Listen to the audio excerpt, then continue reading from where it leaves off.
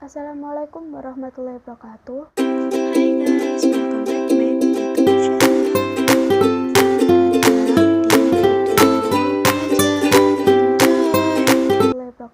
Perkenalkan, nama saya Yulia Dayanti dari Pendidikan Matematika Angkatan 2019A, mahasiswa STKIP PGRI Sidoarjo.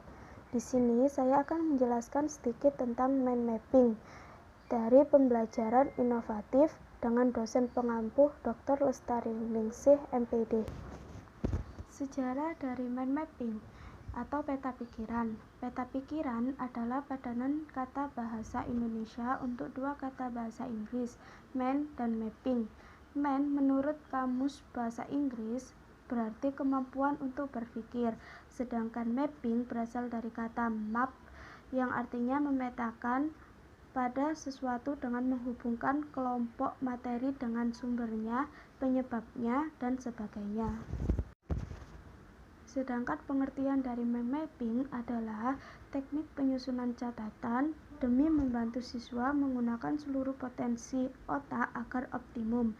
Caranya menggabungkan kerja otak bagian kiri dan kanan. Metode ini mempermudah memasukkan informasi dari dalam otak. Mind mapping merupakan teknik yang paling baik dalam membantu proses berpikir otak secara teratur karena menggunakan teknik grafis yang berasal dari pemikiran manusia yang bermanfaat untuk menyelesaikan kunci-kunci universal sehingga membentuk potensi otak. Manfaat dari pembelajaran mind mapping yakni fleksibel, dapat memusatkan pikiran, meningkatkan pemahaman, serta menyenangkan. Fleksibel adalah menjelaskan suatu hal tentang pemikiran dan menempatkannya di tempat yang sesuai dalam peta pikiran tanpa harus kebingungan. Dapat memusatkan pikiran adalah menangkap setiap kata yang dibicarakan dan dapat berkonsentrasi pada gagasannya.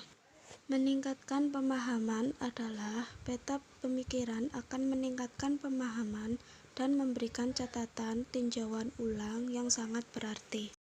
Menyenangkan adalah imajinasi dan kreativitas yang tidak terbatas. Hal ini menjadikan pembuatan dan peninjauan ulang catatan lebih menyenangkan.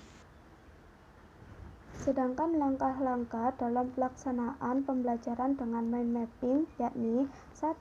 Mempelajari konsep suatu materi pembelajaran. Yang kedua, menentukan ide-ide pokok. Yang ketiga, membuat peta pikiran. Dan yang keempat, mempresentasikan di depan kelas. Pembelajaran mind mapping ada kelebihan serta ada kekurangan. Pada kelebihan mind mapping ada 1. Mind mapping dapat merangsang sisi negatif seseorang lewat penggunaan garis lengkung. Yang kedua, mind mapping membuat catatan yang menarik dalam waktu singkat. Yang ketiga, dapat mengoptimalkan otak kanan dan otak kiri karena mind mapping bekerja dengan gambar, warna, dan kata-kata sederhana. Sedangkan kekurangan dari mind mapping yakni 1. Hanya siswa yang aktif yang terlibat. Yang kedua, tidak sepenuhnya murid yang belajar. Yang ketiga, jumlah detail informasi tidak dapat dimasukkan. Harapan dari proses pembelajaran mind mapping. Yang pertama, menyampaikan kompetensi dan memberikan penjelasan secara singkat mengenai materi pembelajaran. Yang kedua, membagi siswa dalam beberapa kelompok untuk membuat mind mapping. Yang ketiga, siswa mempresentasikan hasil diskusi di depan kelas.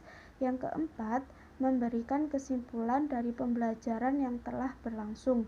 Yang kelima, memberikan evaluasi pada akhir pembelajaran. Sekian penjelasan yang sudah saya sampaikan. Apabila ada kekurangan kata, saya mohon maaf. Wassalamualaikum warahmatullahi wabarakatuh.